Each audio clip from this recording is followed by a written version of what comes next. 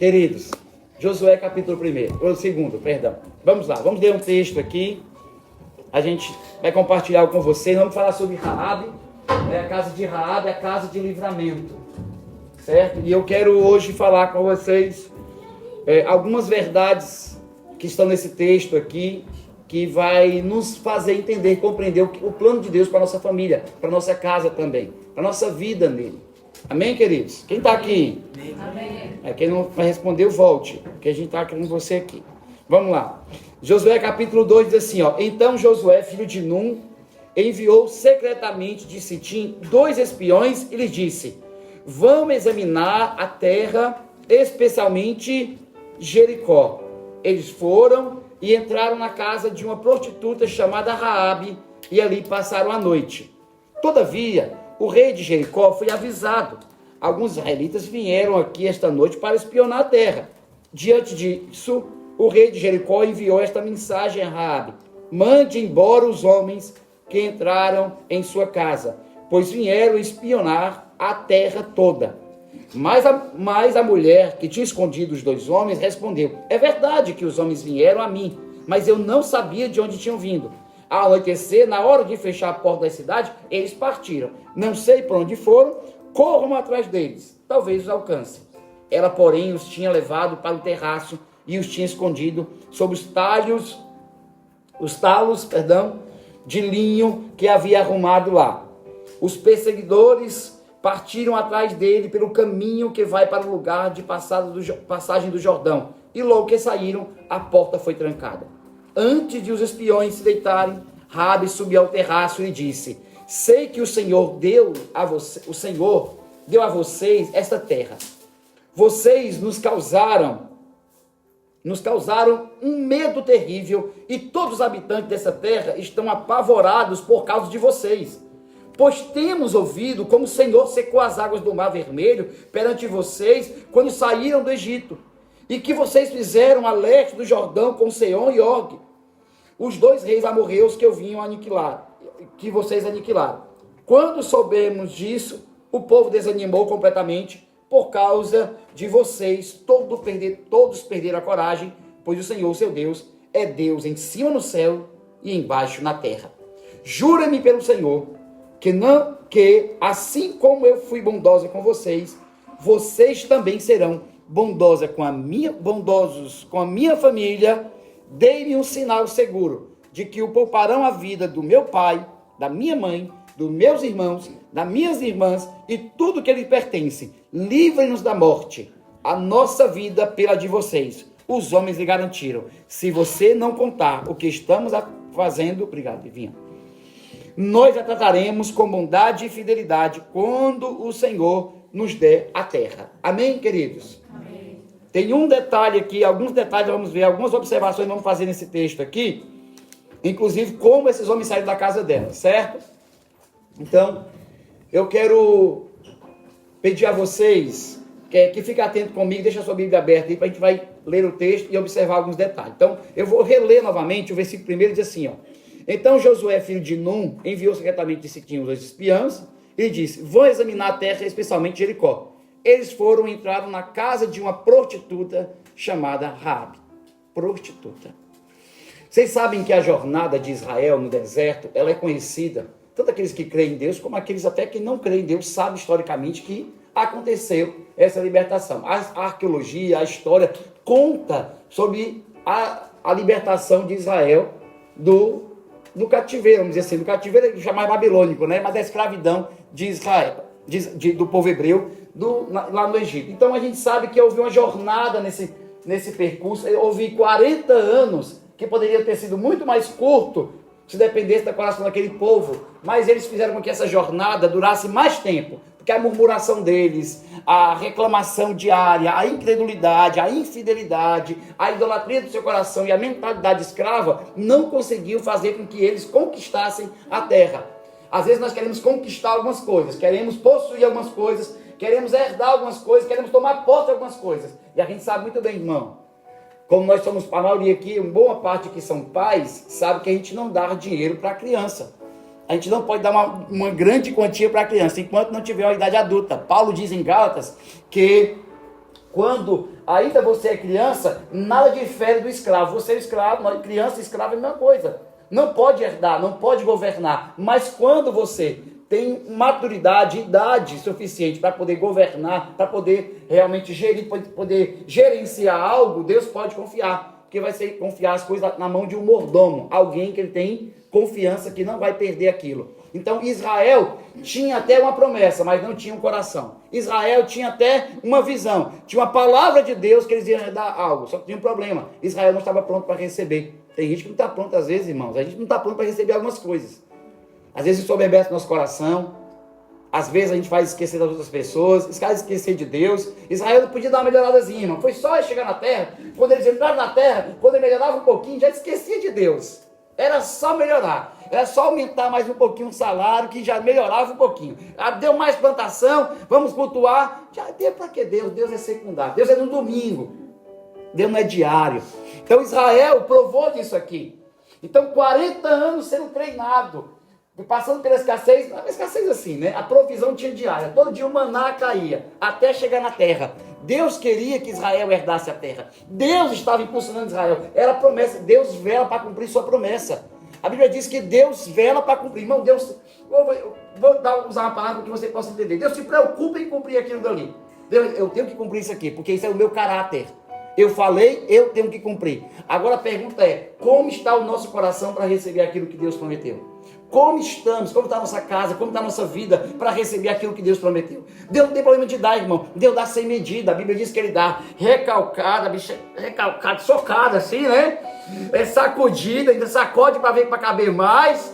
Recalcada e transbordante. Deus não tem um problema de dar alguma coisa. Não tem. O problema que Deus tem, irmão, é se o que nós vamos fazer com aquilo que Ele nos dá.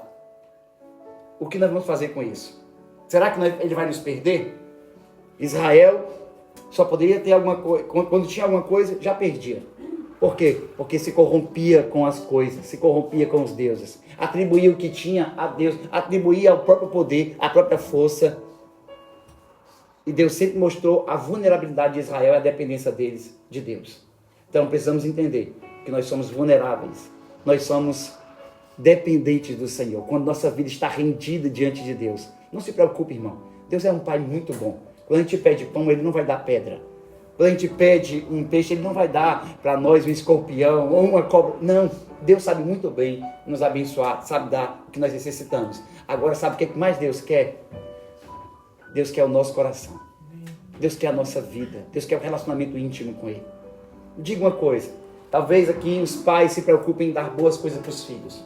E a gente se preocupa como pai. A gente compra uma boa roupa, a gente quer comprar às vezes um videogame, quer comprar uma TV que possa atender aquilo que a gente quer fazer, jogar um videogame para poder assistir um filme. A gente quer deixar a casa, porque a gente faz isso por amor aos filhos. Agora a pergunta é, se tudo isso é capaz de ganhar o coração do seu filho. Imagina seu filho tendo tudo isso e você perdendo ele. Às vezes nós damos aqui às vezes um aparelho de celular para o filho, nós já perdemos a atenção dele.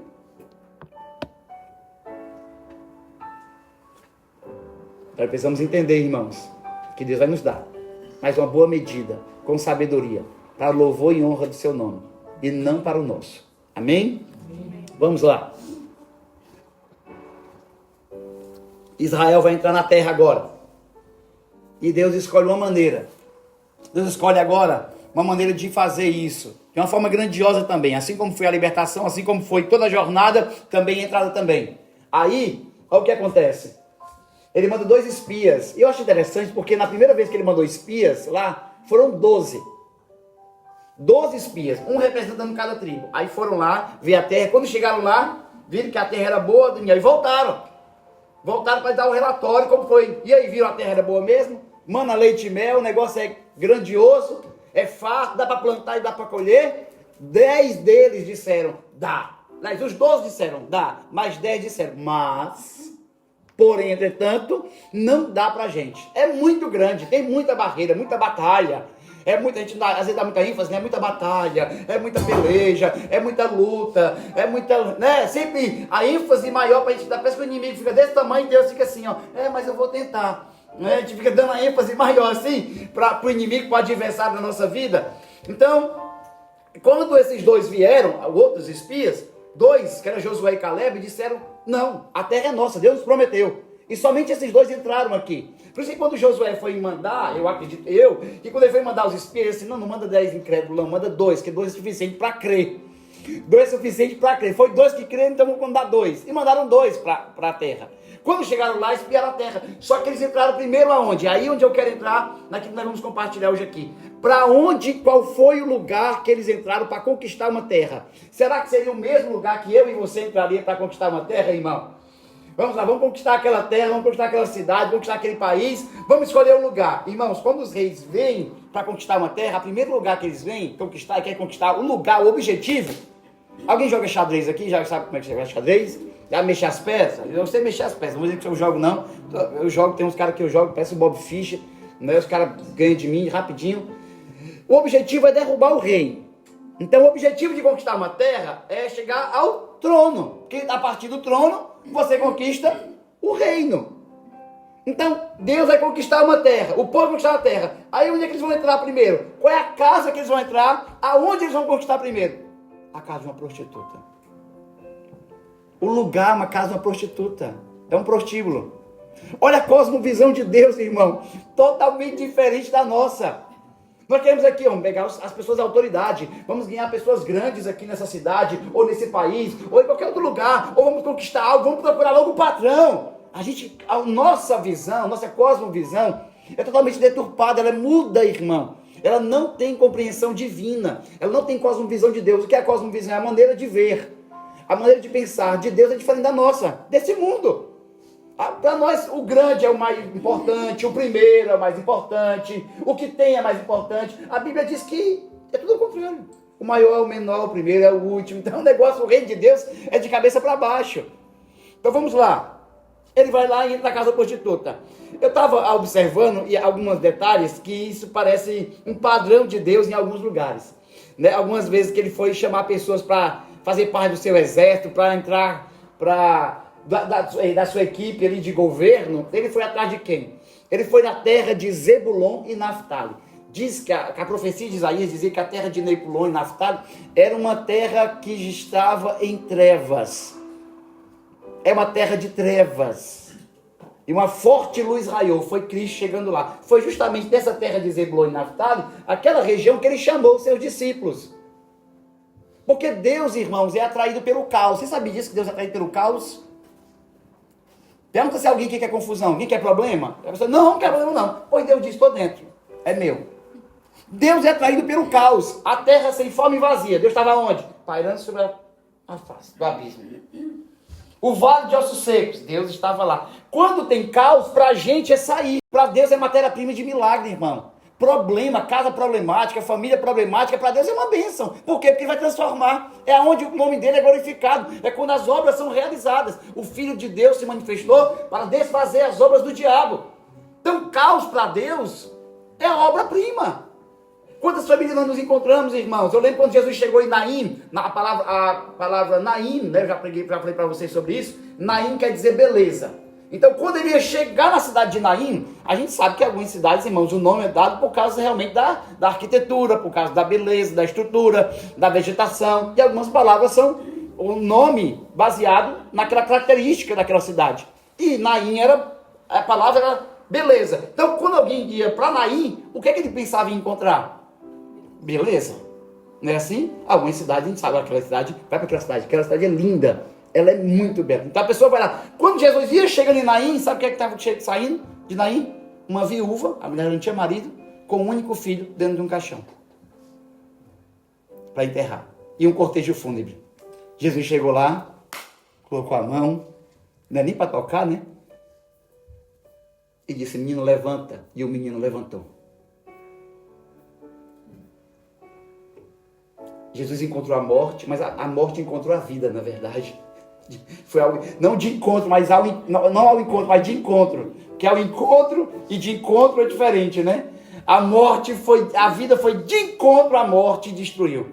Porque o caos precisa se encontrar com o Senhor. Jesus não entrou na casa de um grande rei, de um nobre de Jericó. Entrou na casa de uma prostituta. Essa tem que ser a nossa cosmovisão. São pessoas que necessitam. E se a gente tem uma casa hoje que está desestruturada em algum ponto, é aí que Deus quer entrar. É justamente nesse momento que Deus quer dizer assim, então deixa eu entrar, bata, eu estou à porta e bato. Abre a porta para que eu possa entrar e ceiar com você. Não é o que ele diz. Deixa eu ceiar com você, Laodiceia. Deixa eu entrar na tua vida, deixa eu mudar tudo. Vamos ter comunhão, relacionamento. Deus quer colocar as coisas em ordem, irmão. A gente senta com algumas pessoas para conversar em aconselhamento, a gente sabe da desordem que a pessoa veio da família, a casa da pessoa. Se você sentar comigo e contar a minha história para você, irmão, você chora. Eu posso dar ênfase aqui, é só as coisas ruins de um pai alcoólatra, de uma mãe que não amava mais o marido, né? Não amava mais o marido dela, que era meu pai, aquela confusão, aquela bagunça, traição, tudo que você imaginar, idolatria, feitiçaria, um bocado de coisa. Deus entrou nessa família e me pegou. Minha irmã hoje serve ao Senhor. Minha irmã é líder de adolescente da igreja dela lá, uma bênção, violenta, trabalha na mídia da igreja também, faz tudo também, até fiz para ela pegar mais leve, que ela faz tudo, faz muita coisa. Ama o Senhor, mas Deus pegou a gente. Deus entrou numa família que era um caos, nossa família, irmã, era destinada à morte, ao fim. E às vezes uma pessoa da família é resgatada, uma é suficiente para que as outras possam ser alcançadas. Sabe, eu conheço algumas pessoas que a gente prega o evangelho para ela. Quem está precisando mesmo é meu marido. Quem precisa mesmo é meu filho. Não, quem precisa é você, quem está ouvindo é você. Porque se você mudar, minha mãe dizia para mim, Rafael, nada muda se você não mudar. Primeiro é você que precisa alcançar. Não foi o pai de Raabe, não chegou lá, cadê o homem da casa aqui? Cadê o dono desse negócio? Cadê teu pai, mulher? Eu quero ver teu pai. Não, pegou a prostituta. E pasme, irmão, quando fala da genealogia de Jesus, o nome dessa mulher está lá. Da prostituta. Quando está na genealogia de Jesus, cita o nome dela. Essa é a extensão da graça de Deus, a extensão da graça de Deus, é a revelação da graça de Deus, de alcançar esses perdidos. Essa é a cosmovisão de Deus. Ele começa por uma casa no caos. Não podemos procurar e achar que Deus está procurando só casas perfeitinhas. Essa casa é tão boazinha, agora eu vou entrar nela. Não, está um caos, precisa de mim. Precisa de mim, eu preciso fazer mudança nessa casa. Preciso colocar as coisas em ordem. Então ele vai entrar aí. Amém? Amém. Vocês creem assim? Amém. Eu creio assim. Nossa regra é diferente. Vamos continuar aqui. O texto diz assim, ó. Ali passaram a noite, contudo o rei de Jericó foi avisado. Alguns israelitas vieram aqui esta noite para espiar a terra diante disso. O rei de Jericó enviou uma mensagem a Raabe: traga para fora os homens que entraram na sua casa, pois vieram espiar toda a terra. A mulher, porém, que tinha escondido os dois homens. Olha, ela tinha escondido os dois homens. Né? E depois ela diz assim, ó, não sei por onde foram. Escutem isso, irmãos. Olha isso aqui, que tremendo isso aqui. A mulher tinha escondido os dois homens. A mulher entrou em risco agora. Ela comprometeu a sua reputação. A reputação, eu acho que ela não tinha, né? A reputação dela não era muito boa na cidade. Mas agora, talvez ela pudesse ser bem vista naquela cidade. Sabe por quê? Uma cidade tão promíscua, irmão. Tão promíscua daquela, acho que prostituta era um cargo muito importante naquele lugar de Jericó. Uma cidade tão idólatra, tão promíscua. E a mulher simplesmente disse, eu vou correr o risco. Eu vou correr o risco, eu vou colocar dentro da minha casa aqueles que vão conquistar essa terra. E eu tenho convicção de que Deus vai dar isso para eles e eu vou preservar eles aqui. E eu vou me livrar também. Se eu guardar eles aqui. Eu acho interessante quando Jesus, ele envia seus discípulos, ele disse assim, ó. Ele diz assim, vão de casa em casa. Pregue o evangelho de casa em casa. Quando chegar numa casa, se a casa repousar a paz, que a paz repousa. Se repousar, sai. Até o pó das sandálias você bate e deixa lá. Em sinal de juízo contra aquela casa. Você tentou, você deu a paz. Então tem pessoas que dizem assim, ó, eu trouxe a paz para você. Jesus quer fazer uma coisa na sua vida, a obra. A pessoa não quer? Irmão, você ora, você prega, você tenta. Você tem que deixar a pessoa também resolver a vida, porque são escolhas. A gente escolhe o que a gente quer viver, irmão. A gente escolhe. Olha, de Israel, Deus colocou. Israel colocou hoje diante de vocês. Esses dias um amigo ligou para mim e Deus chamou ele para fazer algo, né? E ele tem uma ótima profissão que paga muito bem, muito bem. E aí estava em 2 lugares para exercer essa profissão. Através dessa profissão ele pode glorificar a Deus e alcançar pessoas. Só que ele tinha 2 lugares. Um que era um lugar que vai exercer essa profissão, mas vai também glorificar a Deus por obediência. Ou outro lugar que ele vai ganhar muito bem, mas não está nem aí para o que Deus quer para ele naquele lugar. Ele é só cumprir a profissão. E ele olhou para mim e eu disse: e aí, meu irmão? Quase que eu digo o nome dele aqui agora, quase soltei. Aí eu disse assim: o que é que você decidiu? O que é que você decidiu? Ele disse: cara, eu já estava meditando na palavra. E a palavra que veio no meu coração foi Deuteronômio 28. Hoje eu coloco diante de você a bênção e a maldição, a vida e a morte. Escolhe a vida. Você quer esse caminho? Então fica esse caminho, se responsabilize. Não me culpe lá na frente, né? Vamos dizer assim, parafraseando. Agora, se você escolher esse daqui, eu tenho responsabilidade sobre a sua vida.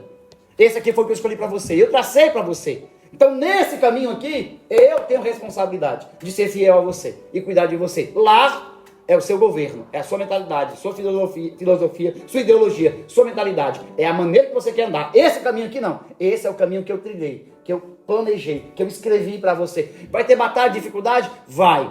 Não vai ser só glória, só vitória, só vitória. Isso aí é coisa da Maris, não é com gente. Não é só assim. Tem guerra também, tem batalha. Mas você vai ser aperfeiçoado. Você vai ter caráter.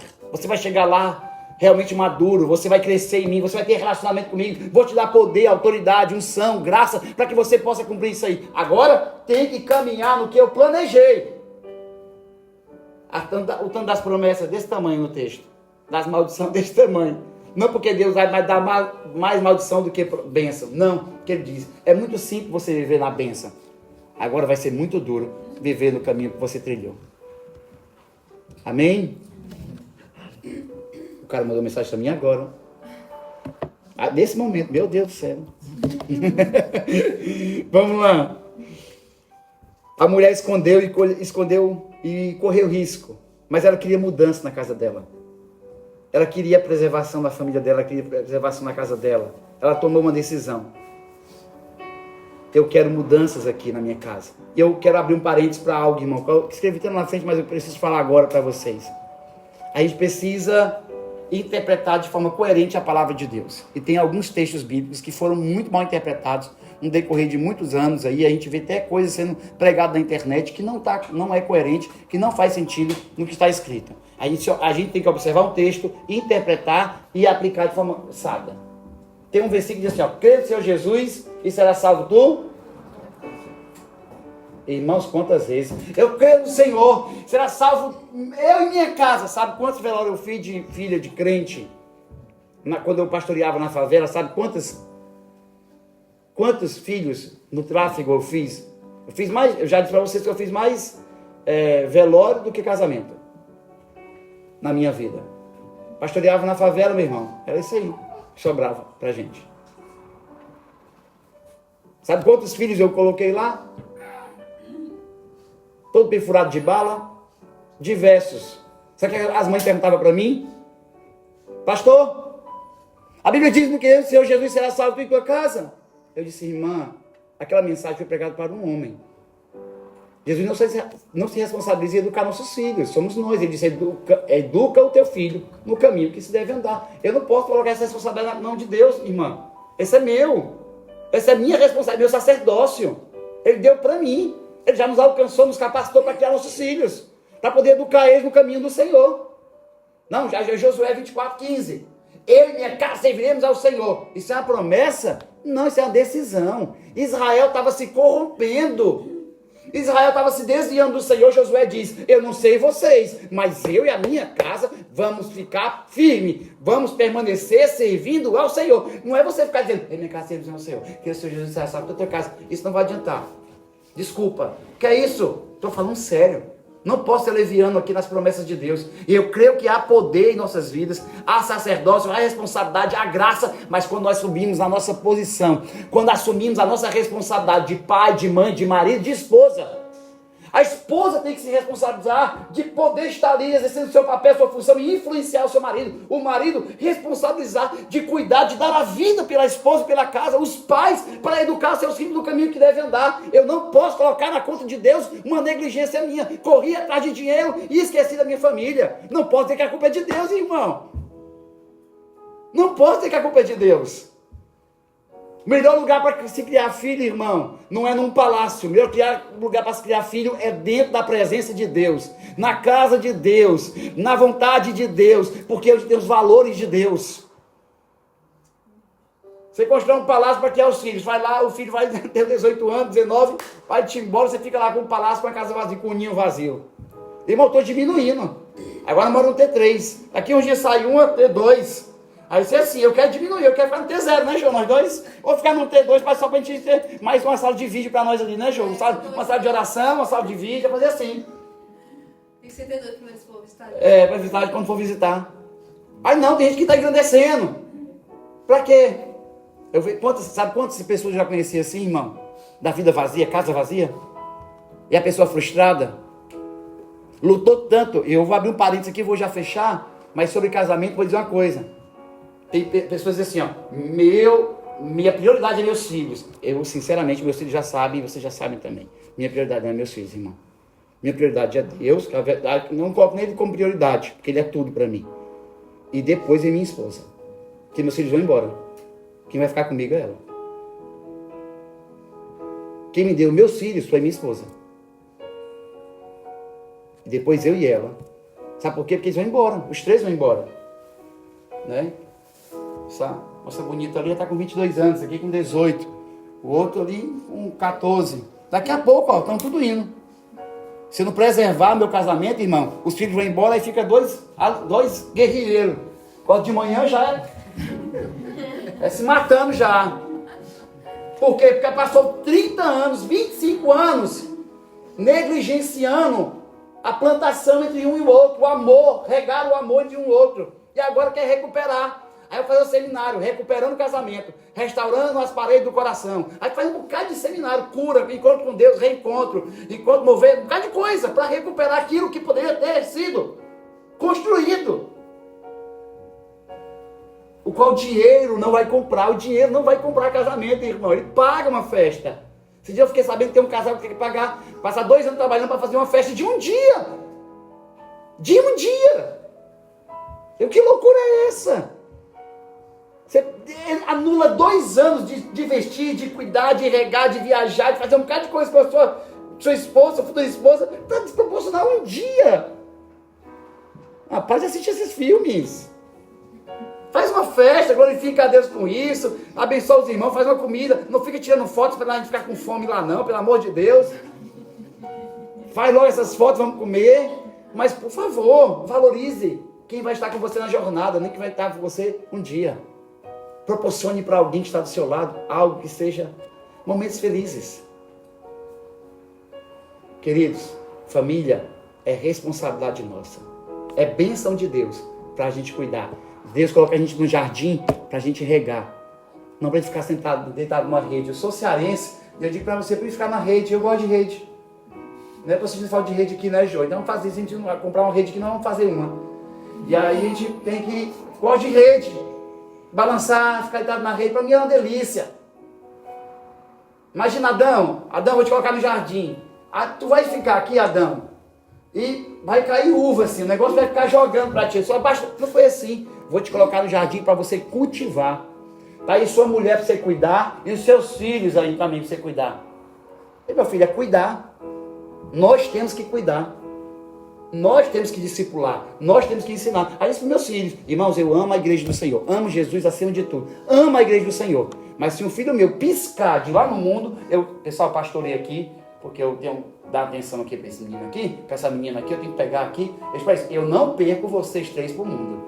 Não perco vocês para essa vida aí. Não perco. Vou até o fim. Isso é responsabilidade minha. É responsabilidade minha. Criei meus filhos na presença de Deus, na casa de Deus, fazendo a obra de Deus. Irmãos, e tem dia que faz mais. A Lívia trabalha mais do que eu na obra de Deus. Eu nem dúvida disso. Está aí na presença de Deus. Traumatizei, não matei ninguém. Amém? Amém. Vamos lá. Quem está feliz? Amém. Até eu fiquei com raiva agora. Imagino vocês ouvindo essas coisas. Ela diz assim, ó, a mulher, ó. Versículo 4. Quando soubemos disso, o povo desanimou completamente. E por causa de vocês, todos perderam a coragem. Pois o Senhor, seu Deus, é Deus em cima nos céus e embaixo na terra. Olha a declaração, irmão, dessa mulher. Olha a declaração que ela faz. Eu sei que Deus vai dar essa... Ela reconheceu. Aí eu lembrei de algumas pessoas na Bíblia, irmãos, que reconheceram mais do que o próprio povo. Eu lembro quando Jonas foi pregar para Nínive. Na verdade, ele tinha que ir para Nínive, ele escolheu ir para Tarsas, para outra direção. Quando ele entrou no barco, o barco começou a balançar. E aí, irmãos, o barco balançando, as coisas se perdendo ali. Olha o que aconteceu. Os marinheiros disseram assim, vamos lançar a sorte aqui, vamos ver de quem é essa culpa. Aí a sorte caiu sobre Jonas. Chegaram lá, estava no porão escondidinho. Todo mundo morrendo lá, o pessoal ia morrer, as coisas se acabando lá e fica escondidinho. Porque tem gente que é assim. Sabe por que está acontecendo isso na vida, mas fica caladinho, quietinho. Sabe que está balançando tudo, não se responsabiliza por isso. Nós temos que abrir nossa mente, nosso coração, irmãos. Tem coisa que acontece na nossa vida que não é Deus querendo me castigar, ou o diabo, é o demônio, isso aqui é seta maligna. Não, sabe, isso é desobediência. Desobediência é um negócio, irmãos. Sabe o que é desobediência? É estar aqui debaixo da sombra do Altíssimo e sair. Eu quero ver do meu jeito, da minha cabeça. Aí o negócio, né, o pau começa a quebrar, menino, o negócio começa a acontecer. Aí, não, isso aqui é Deus, é o diabo, é o diabo. Eu tenho impressão, isso aqui é impressão, tá bom? Isso aqui é só a impressão que eu tenho. Que às vezes tem coisa que o diabo tá assim, ó. Não fui eu, não. Eu nem mexi, isso é você. Eu nem me derrubei, você se joga. Uma vez um irmão chegou para mim, confessou um pecado, mas ele já era recorrente. Foi o primeiro menino que eu ganhei para Jesus. Hoje ele é evangelista, é uma bênção. Mas no começo ele era tão sem vergonha, irmão. Pensa no menino que tem vergonha com Deus. Ele ficava caindo e voltando, caindo e voltando, caindo e voltando. E voltava cheio de poder ainda, profetizando. É um rapaz muito rápido da restauração, acha. E aí, eu uma vez disse, cara, o diabo foi sujo comigo. O diabo foi sujo, cara, o diabo me derrubou. Eu disse, não, William, o diabo não te derrubou. O diabo não tem mais nem trabalho contigo, tu não dá mais nem trabalho, William. Tu dá trabalho para Deus, para o diabo não. O diabo já tem, cara, o diabo, ele não te derruba, é tu que se joga. Tu vê uma banana e pisa com os 2 pés assim para surfar na banana. Tu é maluco, cara. Tu fica brincando com Deus. Não tentará ser o teu Deus. Para com isso. Para de ficar surfando. Para de ficar brincando com essas coisas. Ele criou vergonha na cara, graças a Deus. Hoje está casado, é um evangelista, trabalha, tem um bom emprego. Acho que sei eu, né? Só vive com roupa bonita, então deve ter um bom emprego. Ele é um menino muito bom. Queridos, a desobediência de uma pessoa pode causar um grande transtorno dentro de uma casa. Mas a obediência de uma, que foi Raabe, pode causar uma grande bênção para toda a família. Uma pessoa posicionada é o suficiente para gerar uma transformação dentro de uma casa. Uma pessoa posicionada. Uma pessoa temente. Aqueles homens não queriam jogar Jonas para fora do barco, com medo de matar ele. Sabe, aqueles homens nem acreditavam em Deus, irmãos, eles não sabiam quem era Deus. Mas aquele dia que eles viram Jonas falando para eles quem era esse Deus, eles temeram a Deus e sacrificaram a Deus depois. Quando Jonas chegou lá em Nínive, obedecendo a Deus, pregou o evangelho, toda a cidade obedeceu. Toda a cidade. Uma mensagem. Uma pessoa quebrantada. Queridos, às vezes nós não somos nós somos o Jonas na nossa família, na nossa casa. A pessoa que escolhe viver para o seu caminho. Uma vez eu fui pesquisar sobre Tarsas e era um lugar de muita riqueza, de negócio. Lugar de negócio. Onde os tecidos eram vendidos. Depois você pesquisa aí. Não pode dizer mais nem dar um Google, né? Agora dá um chat GPT, né? Dá um Gmail, dá nem mais um Google. Mas pesquisa para você ver. Dá uma olhada para você pesquisar, para você dar uma olhada, tá bom? Vamos lá, vamos chegar no caminhar para o final. Quero ler esse detalhe com vocês aqui. Ele diz assim, ó, portanto, jurem. Eu acho isso incrível. Jurem-me pelo Senhor, assim como eu fui bondosa com vocês, também serão bondosos com a minha família.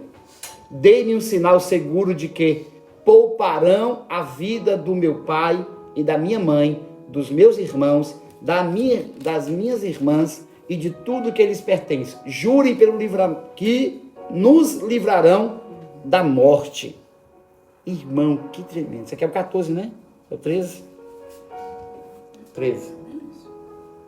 Jurem. Assim vai ser minha vida perante vocês. Jurem. E aqueles homens fizeram. Raabe, irmão, simplesmente se colocou na brecha, se colocou no lugar da família. Olha, eu que tenho que ser salvo. Eu que tenho que ser tocado. Eu que sei. Porque eu lembro, irmãos, quando eu me converti, quando eu voltei para Jesus, na verdade, não é que a conversão está acontecendo ainda, mas quando eu voltei para Jesus, eu dizia para a Jo assim, no começo do casamento, né? Que a gente era casado há 23 anos, né? E eu dizia para ela que ela no começo do nosso casamento, muito imaturo, né? Muito imaturo, ela com 17 anos, ela casou com 16, eu casei com 19.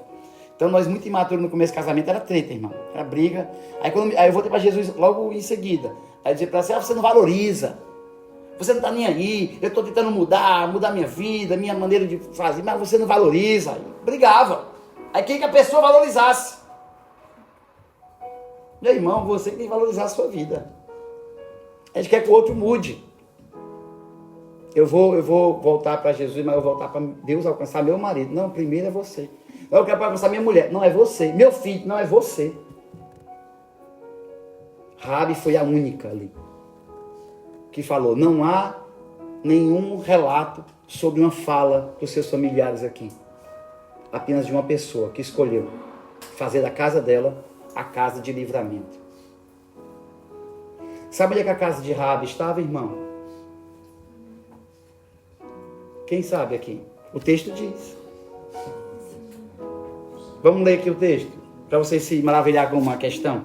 14 em diante diz assim, ó. A nossa vida pela vida de vocês. Os homens lhe garantiram.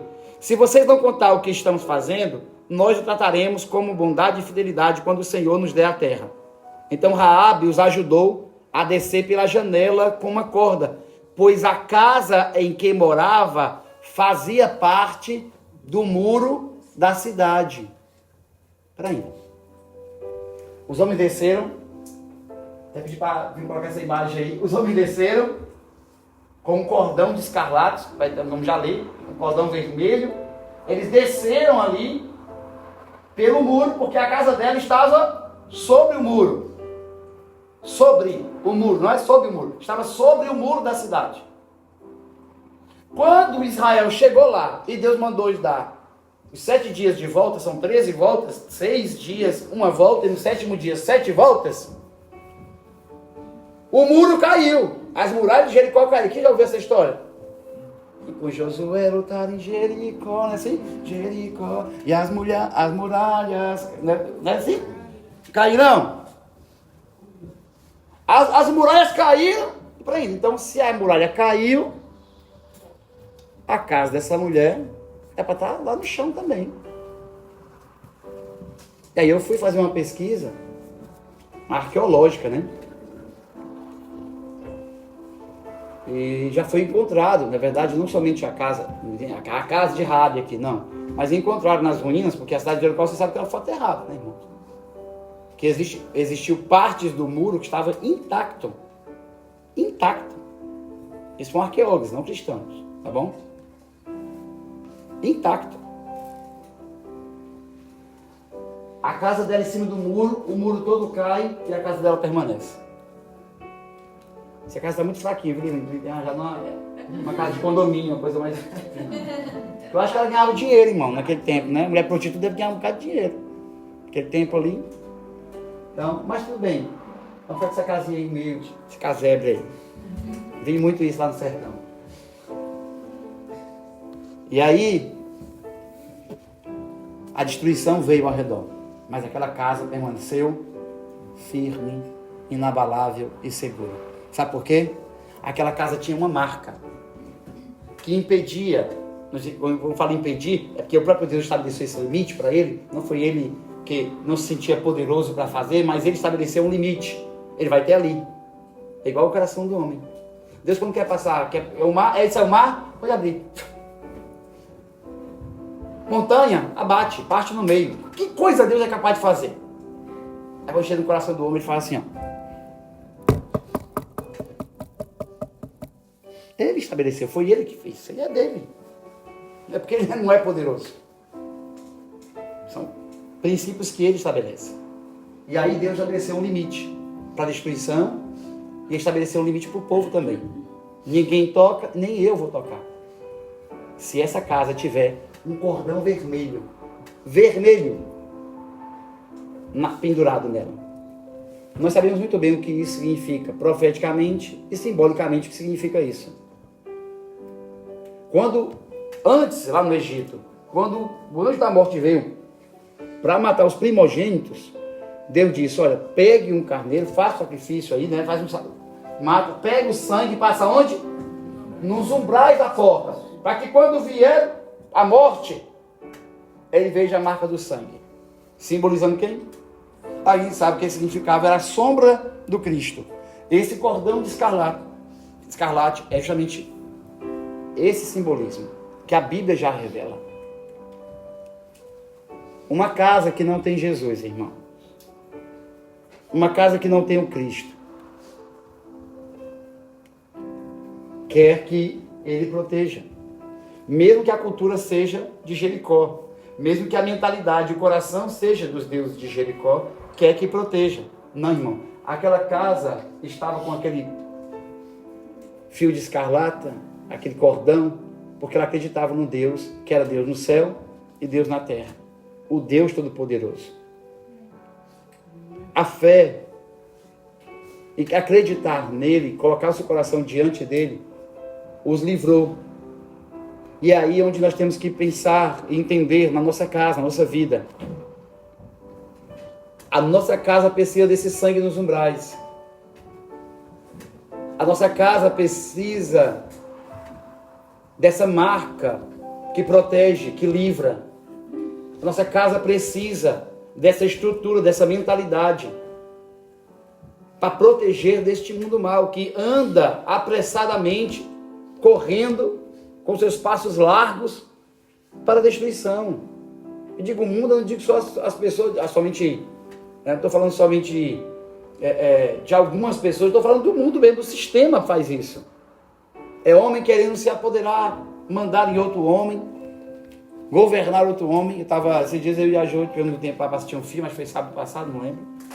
Quem já assistiu, foi domingo passado, né? Chegou em casa à tarde, saiu daqui umas 3 horas, fui para casa. A gente assistiu Oppenheimer, né? E foi ver toda aquela história ali que a gente conhece com a perspectiva e vai ver a dramaturgia, vamos dizer assim, né? E vendo quando ele fez a bomba, idealizador da bomba, né? Inspirado por uma teoria do Einstein também, né? Claro. E depois se arrependeu, brigou contra a bomba.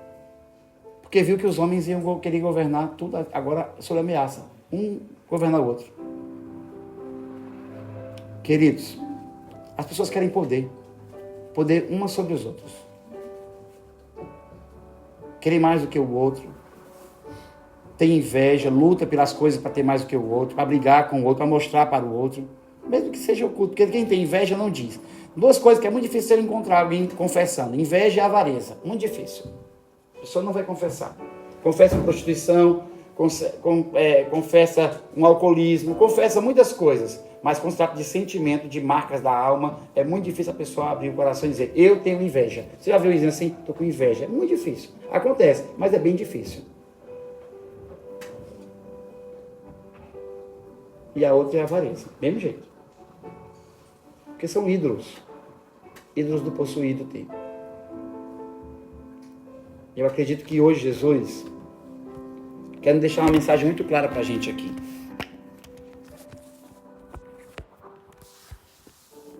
Que se ele não for o rei da nossa casa, o governador da nossa casa, o centro, ou a marca da nossa casa, eu acho que a gente não deveria reivindicar o livramento. Eu gosto de orar uma coisa, irmãos. Eu encontrei o lugar da oração que vai ser atendida. É a oração bíblica. Porque o que tem escrito na palavra, eu vou orar. E eu tenho garantia de que ele cumpre a sua palavra. Então, eu oro a palavra. Eu gosto de orar a palavra. Orar o que está escrito.